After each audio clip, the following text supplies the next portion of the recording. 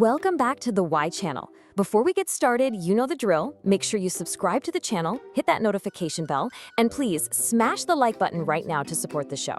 All right, let's talk about chickens. You see them all the time, right? Pecking around, looking kind of goofy.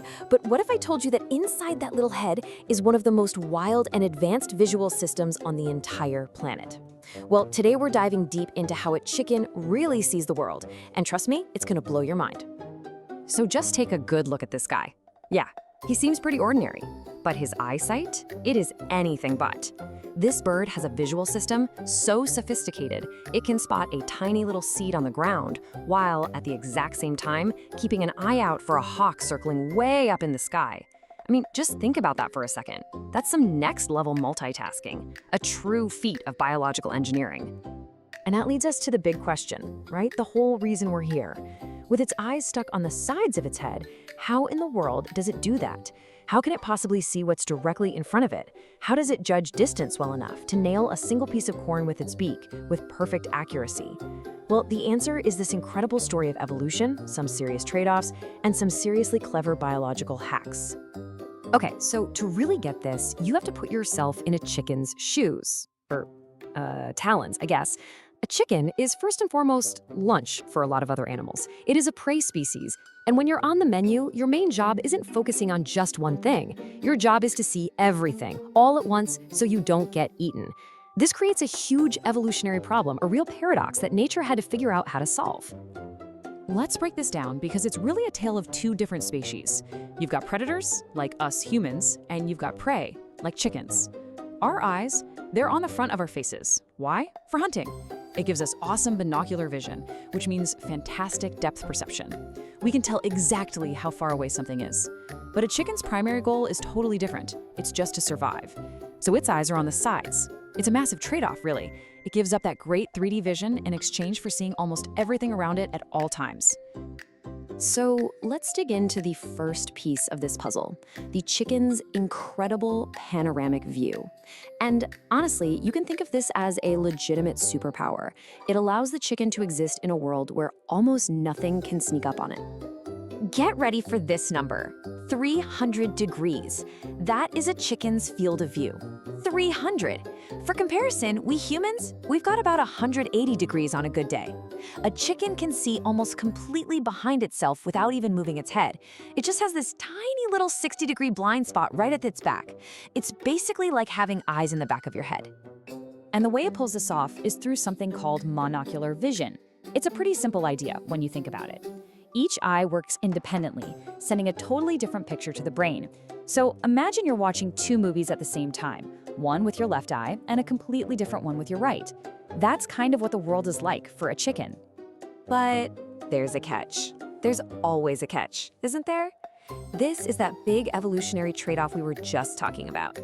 This panoramic view is amazing for spotting a fox trying to sneak up from the side, but it is terrible for figuring out how far away things are. So that tasty beetle over there, the chicken's panoramic vision can't really tell if it's 1 inch away or 5. Okay, this chart really shows you exactly what's going on. Look at us humans.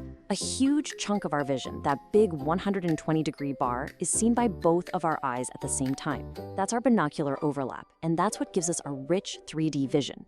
Now look at the chicken. See that tiny little bar? It only has a 30-degree sliver right in front of its beak, where the vision from its two eyes overlaps. Just 30 degrees. And here's the bottom line. That tiny little wedge of overlap is just not enough. It's not enough to get the kind of rich, detailed 3D picture of the world that we just take for granted every single day. So the chicken needed a different solution, a clever workaround. And funny enough, it's something you have definitely seen them do a million times. And what is that solution? It's the head bob. You know, that funny, jerky little movement they're always doing? It looks kind of silly, right? But it's not a nervous tick or some random twitch. It is an incredibly sophisticated technique for building a 3D image of reality from scratch. So how does this work? Well, it all comes down to a physics principle called motion parallax. And I guarantee you've experienced this. Think about when you're in a moving car. The telephone poles on the side of the road zip by super fast, right? But the mountains way off in the distance, they barely seem to move at all.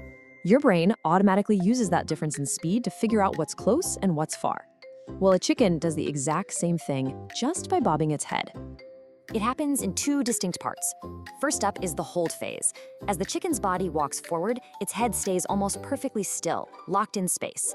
This gives its brain a steady, crystal clear picture of the world. Then, bam, the thrust phase. It snaps its head forward to a new position. In that split second of movement, its brain is comparing the before picture with the after picture.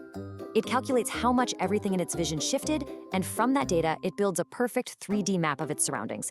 It's absolutely incredible. The scientific name for this amazing ability is the optokinetic reflex. And it is so ridiculously effective. I mean, people have actually strapped tiny cameras to chickens' heads to test this. The footage they get back is smoother than what you get from some high-end professional camera gimbals. The chicken is a living, breathing Steadicam. It's just wild. But hold on, because the head bob is actually only half the story. If you think that's cool, wait until you hear this.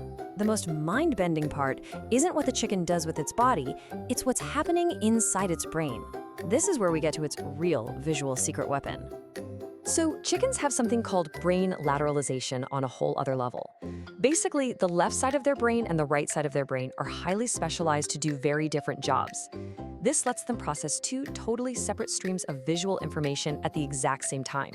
It's literally like having a split screen display running inside your head. And this is how it all works. The chicken's right eye, which sends information to its left brain, is basically nearsighted.